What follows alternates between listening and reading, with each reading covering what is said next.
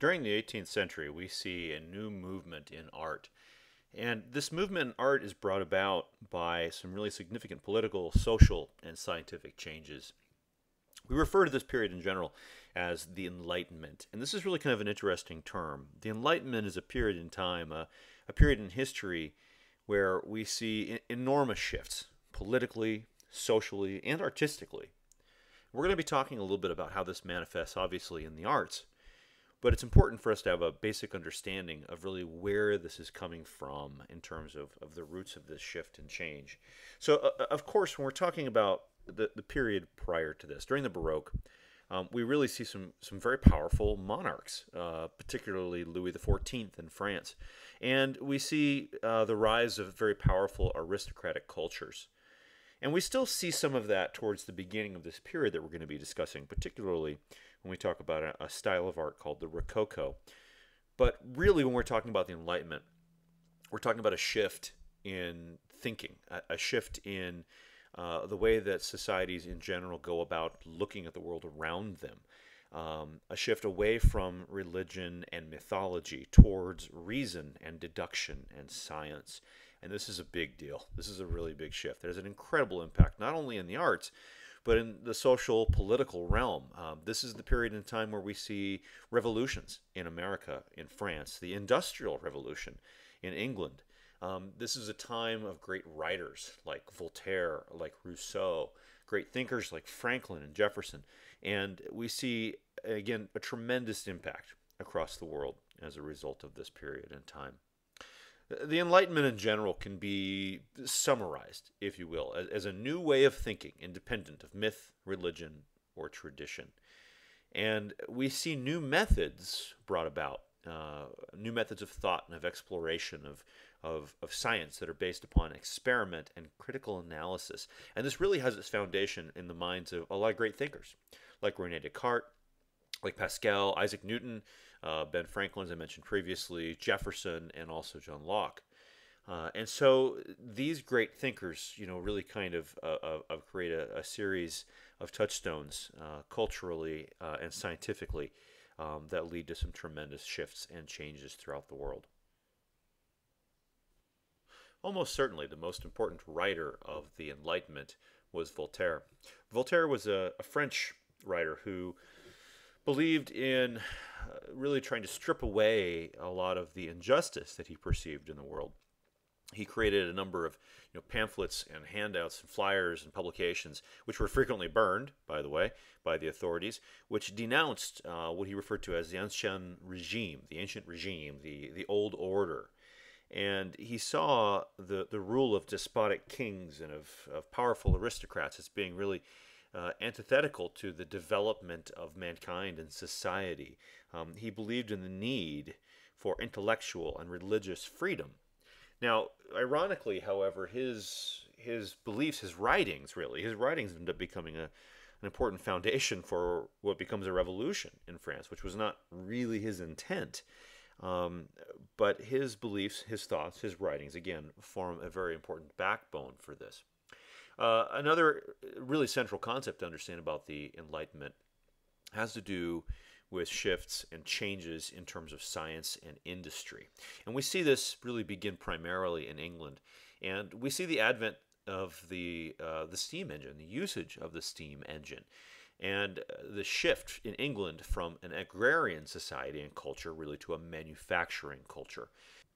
Initially, this takes the format of the usage of steam and coal and iron, and eventually evolves into steel, electricity, and oil. And of course, the use of these materials cause a significant change in the way that goods and products are manufactured, and also a tremendous shift in the power base within these societies. So in this map here of Napoleonic Europe, we can see that, for one thing, the countries that we're familiar with today are largely starting to take shape here to some extent.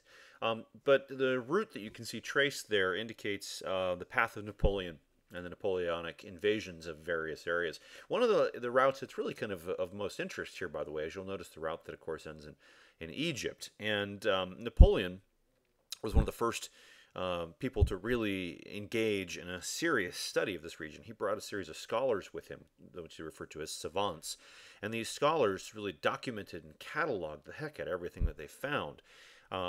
These scholars and his expedition to Egypt really led to tremendous interest in the region. And one of the discoveries, of course, which occurred as a result of this was the Rosetta Stone, which led to the translation of Egyptian hieroglyph. And as a result, we know quite a bit more, obviously, about Egyptian culture. And again, this comes really as a result of this Napoleonic incursion. So when we talk about the Enlightenment as a period in history, one of the things that's important to understand is that artistically speaking, the Enlightenment really is broken down into a series of different artistic movements. It's not just one cohesive, simplistic form of art. It's quite a bit broader than that. And the Enlightenment consists of several different styles. And one of the things that's kind of cool here is as we get into this period in time, we start to see the emergence of something that we sometimes call isms in art. So some isms are really pretty well known and established and a lot of people know about, like, for example, Cubism or Impressionism. These are really well known examples of styles. Now, not all isms end in ism, but it's just kind of a moniker that we can use sometimes to help to describe, a school of thought or art, in this region, in this place, in this time, whatever, that gives us a set of identifiable characteristics to kind of help us, explain and identify and understand what's going on there.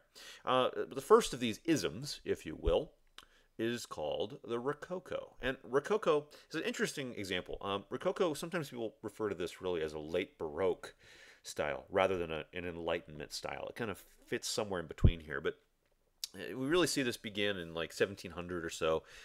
We see it contemporaneous with the reign of some of the monarchs, like Louis XV, for example, in France.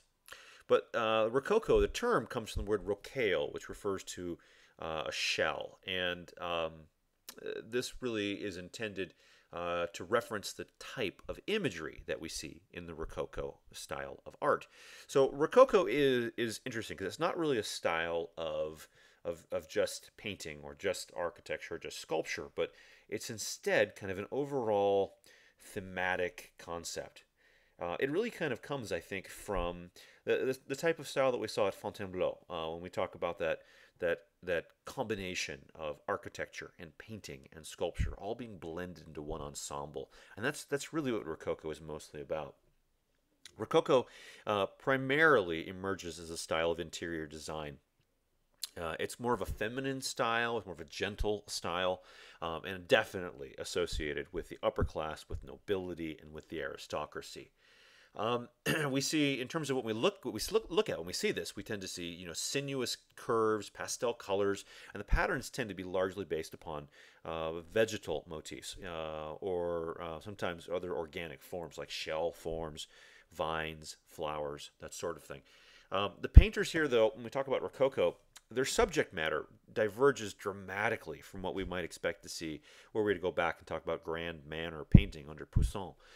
We're looking here at painting that focuses on sensual delight, on kind of light-hearted mythology, nymphs and satyrs and that sort of thing. And we don't see heavy religious or mythological subjects. It tends to be intimate. It tends to be, much more pleasurable. We often also see society scenes, high society scenes. It's really kind of like we're looking at images of the rich and famous, going out and playing. Really is often what we tend to see when we look at the Rococo. Rococo sculptors, by the way, sometimes we see examples of work that are part of larger ensembles, but we also see frequently small-scale sculpture, tabletop sculpture. And we'll see again examples like that tend to refer to nymphs and again more of lighthearted mythology. So here in this first example of Rococo ensembles, we're looking at a structure known as the Salon De Princess.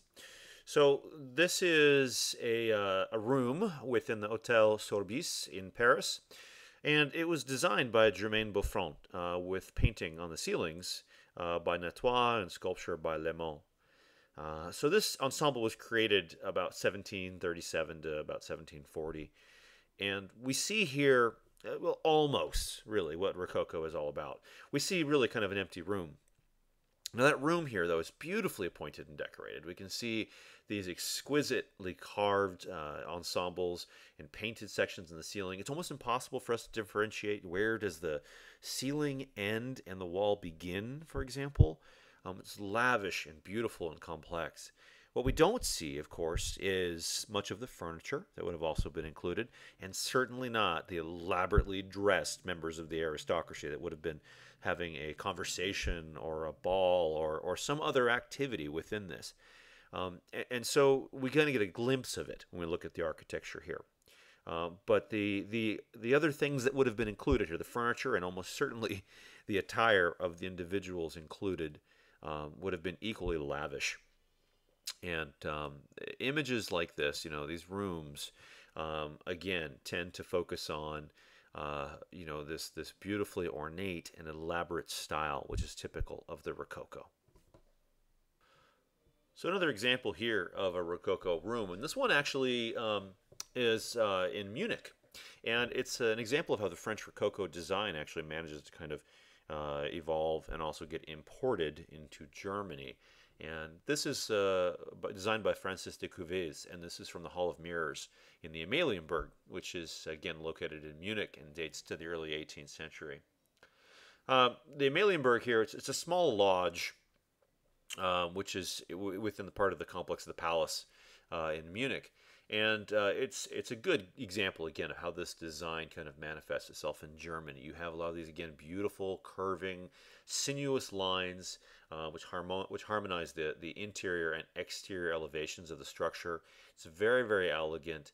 And so in this particular room, we can see stucco carved relief, we can see silvered bronze mirrors, crystal. But again, we see very few harsh lines or edges.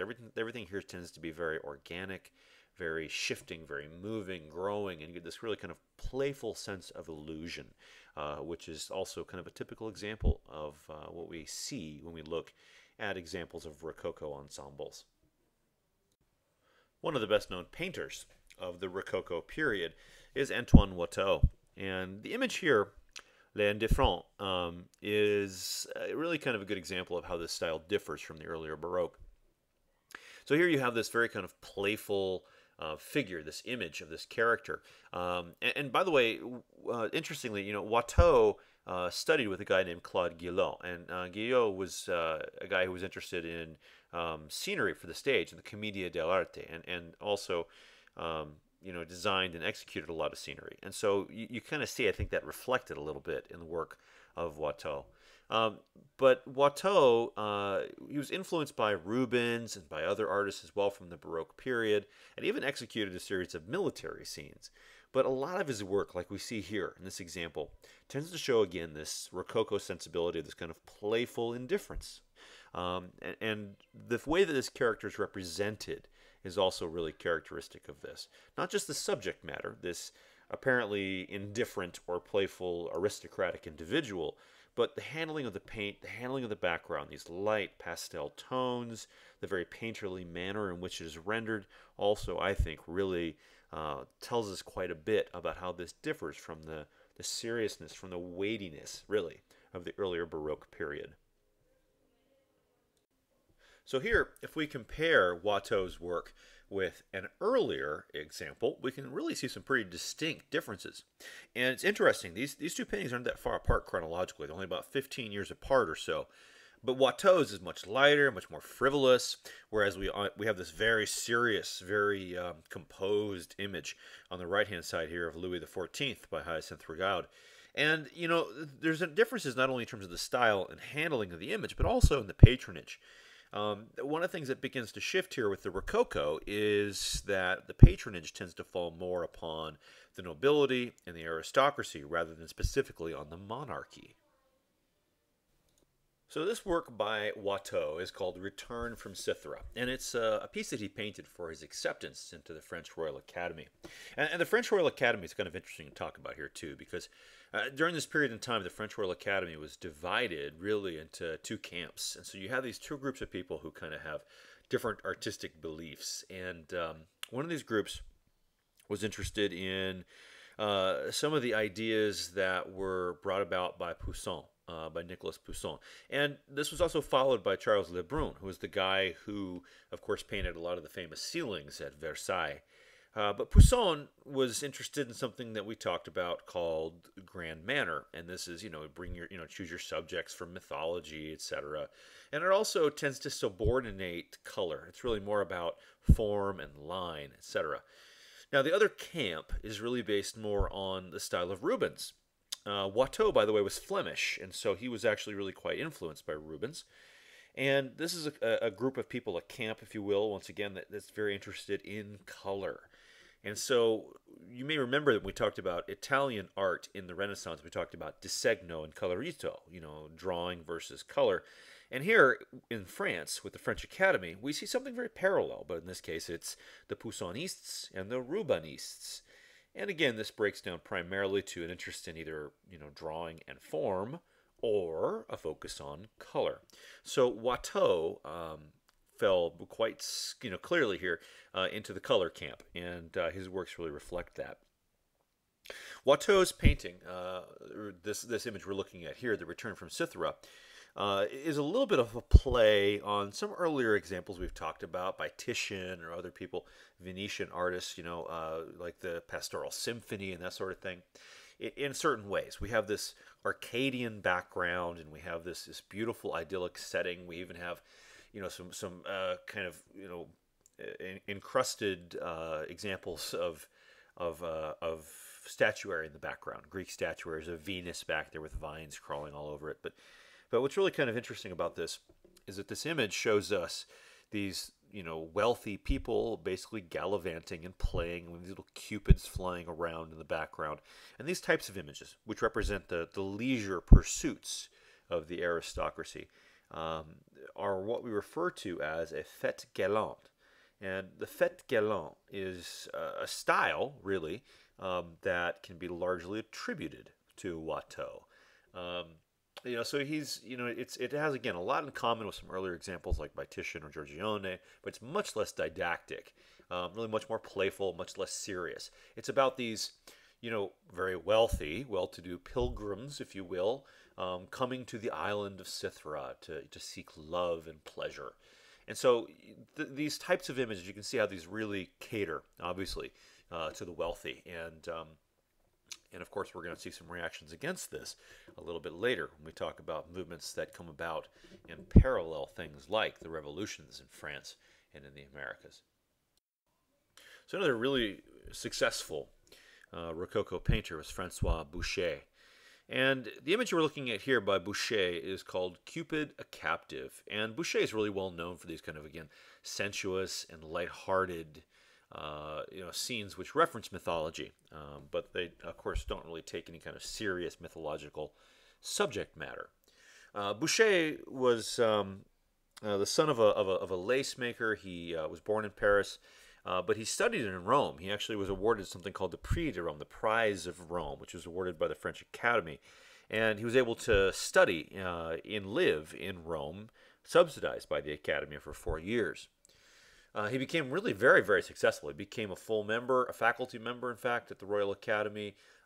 He worked for the Gobelin Tapestries and, in fact, became the director there. He was the first painter to the king, eventually becomes the director of the Royal Academy, the director of the Royal Porcelain Works. His main patron was the Marquise de Pompadour, who was the mistress to Louis XV. He painted her several times. But he's really well known for these kind of, again, sensual and lighthearted images here.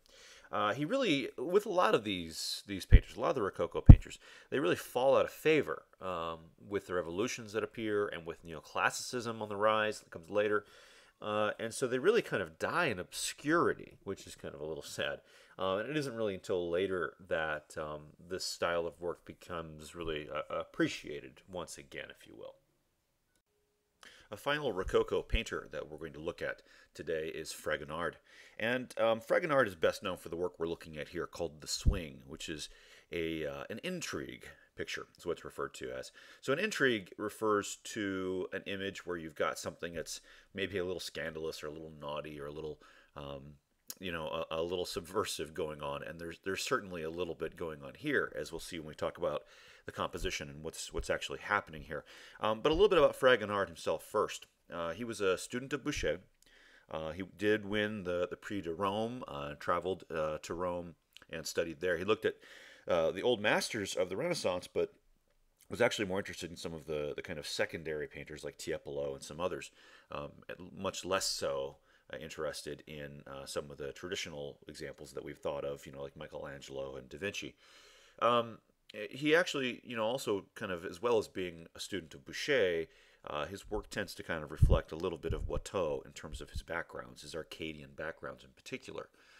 So the image that we're looking at here, the swing, as I've mentioned, is what's called an intrigue. And in this particular case, what's going on that's kind of funny is we've got this young man laying out in the bushes down below, an older man in the background on the right, and then a woman on a swing. And so the patron of the artwork, by the way, is actually the guy who's laying down in the bushes on the left-hand side. And the arrangement here is that he's managed to get it set up so that this young lady that he's enamored with is being pushed on this swing by this old bishop who has no idea what's going on, and neither does she, while he hides in the bushes and looks up her skirt. So, it's kind of a frivolous, image that is really quite in keeping to some extent also with the idea of the Rococo, about the leisure pursuits of the upper class, for example. We can also see a little Cupid in the left-hand side there, holding his fingers up to his lips, to indicate, oh, don't tell, there's someone hiding in the bushes, as the young lady swings and kicks off her shoe. So Fragonard later fell out of favor.